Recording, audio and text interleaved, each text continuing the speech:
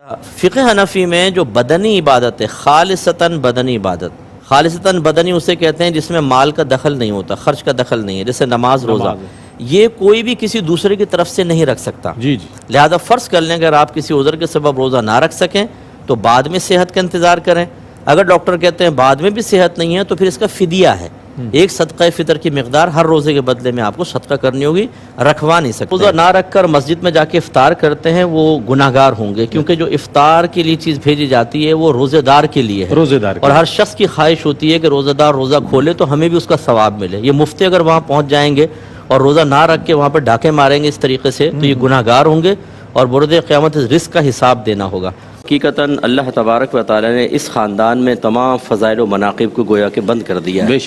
جس بھی پہلو سے دیکھیں، دیکھنے والی آنکھ میں نقص ہو سکتا ہے۔ سبحان اللہ سبحان اللہ۔ اللہ تعالیٰ نے قرآن عظیم میں واضح طور پہ فرمایا وَإِنَّمَا يُرِيدُ اللَّهُ لِيُذْهِبَ عَنْكُمُ الرِّجْسَ أَهْلَ الْبَيْتِ وَيُطَهِّرَكُمْ تَطْهِيرًا۔ بے شک محض اللہ تو یہی ارادہ فرماتا ہے کہ اے اہل بیت تم سے ہر قسم کی گندگی کو دور کر دیں۔ سبحان اللہ۔ اور جب گندگی دور ہوگی تو طہارت تو ہے ہی ہے، لیکن اس کی تاکید پھر بیان فرمائی اور تمہیں خوب پاکیزہ کر دے۔ سبحان اللہ۔ اب اگر آپ پیچھے سے دیکھیں نا تو یہ صحابیات امہات المومنین کا تذکرہ چلا آ رہا ہے، تو ہو سکتا ہے کسی کے ذہن میں یہ آتا کہ شاید اہل بیت سے یہی مراد ہے۔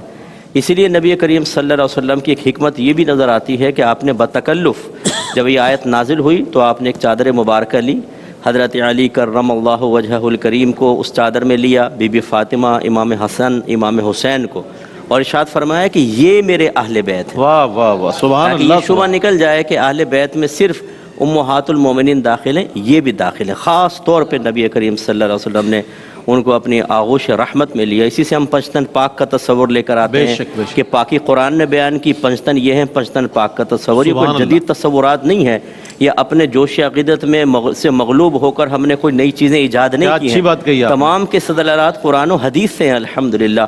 اسی طرح نبی کریم صلی اللہ علیہ وسلم نے فرمایا کہ فاطمہ بضعۃ منی، سبحان اللہ، فاطمہ میرا جگر کا ٹکڑا ہے۔ من اغضبنی فمن اغضبہا، جس نے اس کو فن اغضبہا فاغضبنی، جس نے اس کو غضب میں مبتلا کیا، ناراض کیا، اس نے مجھ کو ناراض